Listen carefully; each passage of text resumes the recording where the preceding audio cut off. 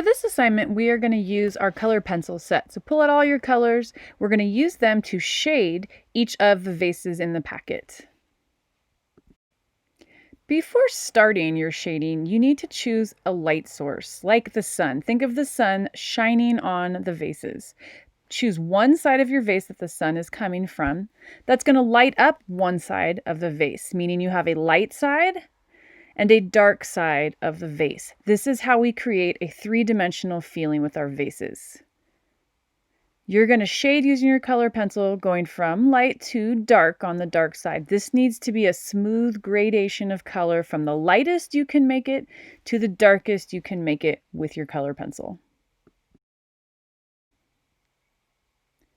You want to be sure to change the direction of your pencil to fill in those little gappy parts so you don't show any scribbles with your color pencil.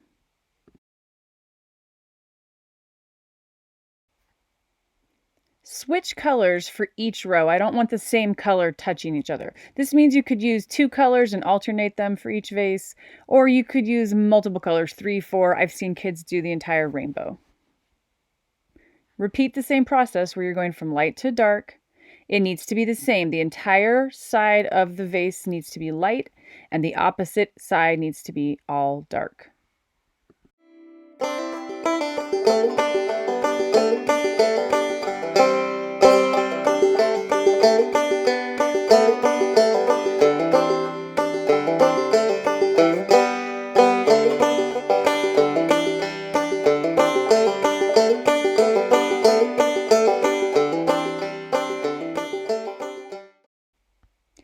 Every object in this packet is either a vase, a cup, or a bowl.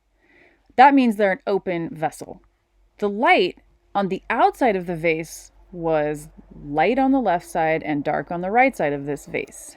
But on the inside, as the light comes into that vase, it's going to do the opposite. The light can't hit the left side on the inside, but it can get to the right side. So now you're going to switch your shading. You're doing the opposite. This time it's dark on the left and light on the right. Notice how it makes it look like an open container. This is important on every single object. You're going to choose 6 of the objects in this packet. So I've decided to do the cup here. In every single object, you must shade it the same. It has to be the same light source. To remind myself, I drew a sun again. The left side of my glass here, this cup, is going to be light. The right side will be dark. And I'm going to remember that on the inside, the shading is the opposite. The left side will be dark on the inside to make it obvious that the light can't touch there, and the right side will be light. That again is going to make it look like it's an open container and that it's three-dimensional.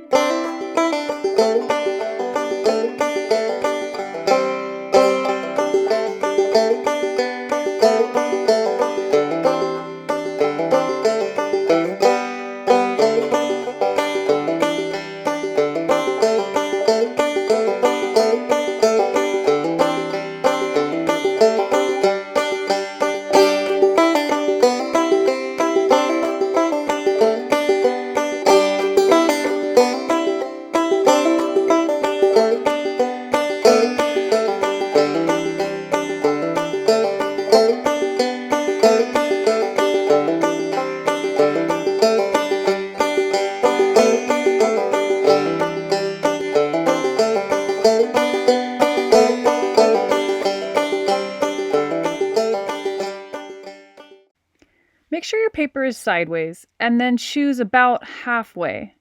Draw your horizon line using a pencil.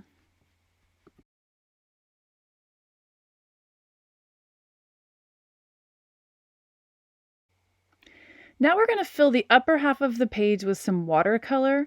I recommend you just use black. We just want a basic background color. Start with some water on the paper first before you add your wet black watercolor paint so that you can move the paint around easily on the paper without it getting really streaky. Watercolor on dry paper will make strong marks. If you add water first, you're going to be able to blend it more easily. So add color, keep adding water as you move up the page to fill the entire background. If you're working in a sketchbook, don't forget to put a piece of scratch paper behind you.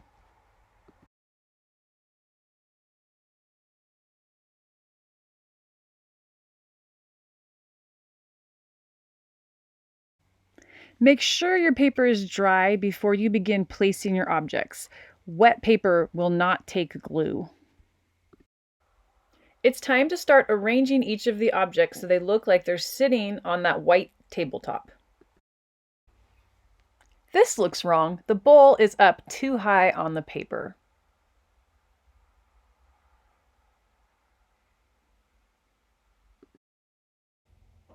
This looks wrong. This cup looks like it's too high when it's in front of the bowl.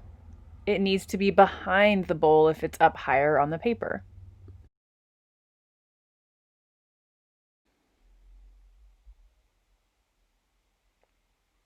This vase looks wrong because it's above the horizon line. It's actually off the table. I need to bring it down.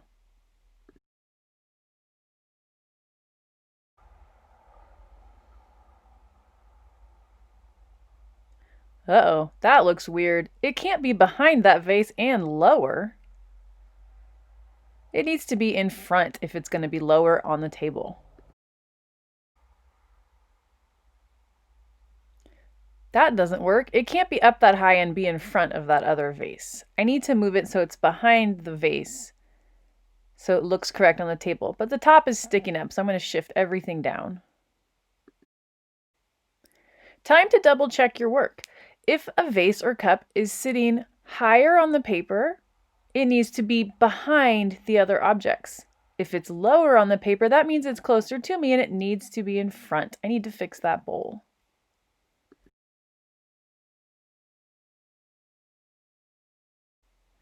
Whoops, that's no good. That looks like the vase is falling over. Vases and cups need to be straight up and down on your paper. When you're happy and every vase is overlapping with another one, it's time to start gluing them down. You're going to have to work from the cups and vases in the back of the picture and then move forward since they all overlap with another.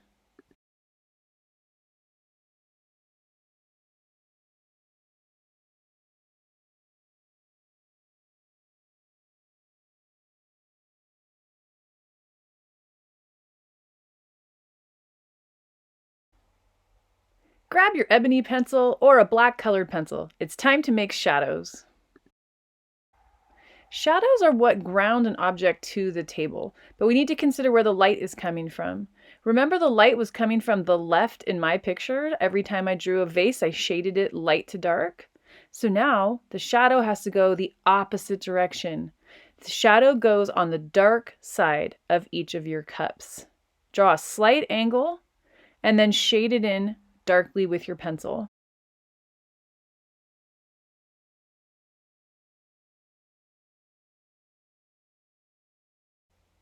If you're not sure what to do with the end of the shadow, sometimes I just fade it out so it goes from a really dark shadow to a little bit lighter at the end. It just gives it a blurred effect.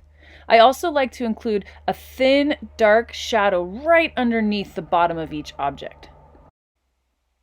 We're going to have our shadows go the same direction for every single cup and vase in the picture. If a shadow is behind an object, like my chalices or cups shadow is behind that bowl, I just had it disappear behind the bowl. This little cup shadow is going to disappear behind that vase. I'm not going to draw a shadow onto another object.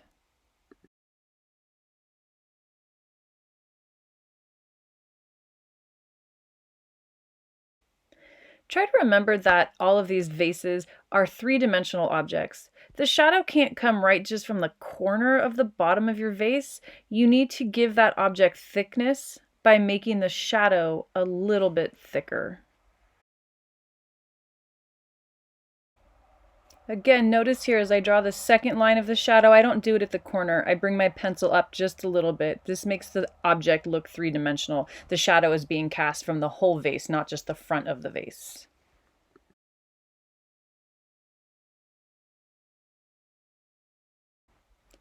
grab your Sharpie. Let's go ahead and autograph your work of art. Give me your signature in the corner wherever you think it looks best, just like Picasso.